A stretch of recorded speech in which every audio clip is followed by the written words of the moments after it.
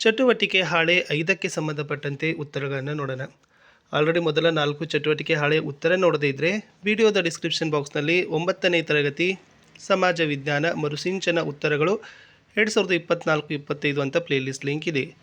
ಯಾರ ವಿದ್ಯಾರ್ಥಿ ಬಳಿ ಮತ್ತು ಶಿಕ್ಷಕರ ಬಳಿಗಳ ಮರುಸಿಂಚನ ಬೇರೆ ವಿಷಯದ PDF ಇದ್ದರೆ 9964050759 ಇನ್ನೊಂದು ಸಾರಿ ಹೇಳ್ತೀನಿ 9964050759.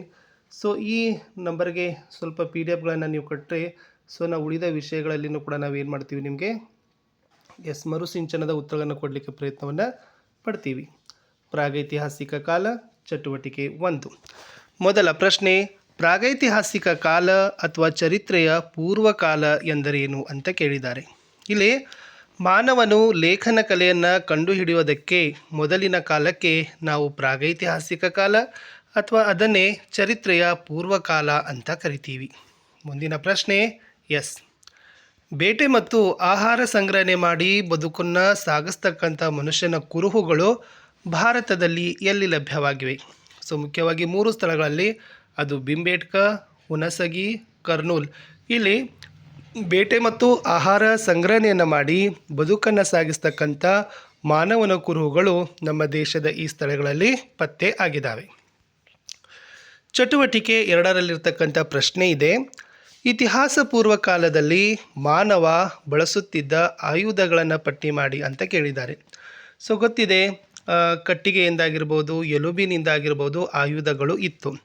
ಬಟ್ ಅವುಗಳಿಗೆ ಇದೇ ಥರನಾಗಿರ್ತಕ್ಕಂಥ ಬೇರೆ ಬೇರೆ ನಾನಾ ಹೆಸರುಗಳಿತ್ತು. ಅವುಗಳಲ್ಲಿ ಭರ್ಜಿ, ಬಾಣ, ಕೊಡಲಿ, ಗರಗಸ ಇವೆಲ್ಲ ಇತಿಹಾಸ ಪೂರ್ವ ಕಾಲದಲ್ಲಿ ಮಾನವ ಬಳಸ್ತಕ್ಕಂಥ ಆಯುಧಗಳು. ವಿಶೇಷವಾಗಿ ಇವು ಕಟ್ಟಿಗೆ ಮತ್ತು ಎಲುಬುಗಳಿಂದ ಆಗಿತ್ತು, ಕಲ್ಲುಗಳಿಂದ ಆಗಿತ್ತು ಅಂತ ಬರಿತೀವಿ. ಮುಂದೆ ಹೋಗೋಣ. ಚಟುವಟಿಕೆ 3, ಚರಿತ್ರೆಯ ಪೂರ್ವ ಕಾಲಘಟ್ಟಗಳ ಬಗ್ಗೆ ಈ ರೇಖಾಚಿತ್ರವನ್ನು ಪೂರ್ಣಗೊಳಿಸಬೇಕು. ಚರಿತ್ರೆಯ ಪೂರ್ವ ಘಟ್ಟಗಳಲ್ಲಿ 3 ವಿಧಗಳು. ಫಸ್ಟ್ 1 ಹಳೆ ಶಿಲಾಯುಗ, 2 ಮಧ್ಯಶಿಲಾಯುಗ, 3 ನವಶಿಲಾಯುಗ ಅಂತ ಕರಿತೀವಿ. ಸೊ ನಾವು ಮತ್ತೆ ಹಳೆ ಶಿಲಾಯುಗವನ್ನು ಏನು ಮಾಡ್ತೀವಪ್ಪ ಅಂದರೆ 3 ಪ್ರಕಾರದಲ್ಲಿ ತರ್ತೀವಿ. ಆದಿ ಹಳೆ ಶಿಲಾಯುಗ, ಮಧ್ಯಶಿಲಾಯುಗ ಮತ್ತು ಅಂತ್ಯ ಹಳೆ ಶಿಲಾಯುಗ ಅಂತ ಕರಿತೀವಿ. ಇಷ್ಟು ಈ ಒಂದು ಚರಿತ್ರೆಯ ಪೂರ್ವಘಟ್ಟದ ರೇಖಾಚಿತ್ರವನ್ನು ಪೂರ್ಣ ಮಾಡಲಿಕ್ಕೆ ಬರೀಬೇಕಿತ್ತು. ಚಟುವಟಿಕೆ 4ರಲ್ಲಿ ಪ್ರಶ್ನೆ 1, ಬೆಂಕಿಯ ಕುರುಹುಗಳು ಭಾರತದಲ್ಲಿ ಎಲ್ಲಿ ದೊರೆತಿದೆ ಅಂತ ಕೇಳಿದರೆ ಅದು ಕರ್ನೂಲಿನ ಗವಿಗಳಲ್ಲಿ ಏನಾಗಿದ್ದಾವಪ್ಪ ಅಂದ್ರೆ ಬೆಂಕಿಯ ಕುರುಹುಗಳು ನಮ್ಮ ಭಾರತ ದೇಶದಲ್ಲಿ ಲಭ್ಯ ಆಗಿದ್ದಾವೆ. ಮುಂದಿನ ಪ್ರಶ್ನೆಗೆ ಹೋಗೋಣ. ಪ್ರಶ್ನೆ ಸಂಖ್ಯೆ 2, ಆರಂಭಿಕ ಮಾನವನು ಬೆಂಕಿಯನ್ನು ಯಾವ ಉದ್ದೇಶಕ್ಕಾಗಿ ಬಳಸುತ್ತಿದ್ದನು ಅಂತ ಕೇಳಿದ್ದಾರೆ.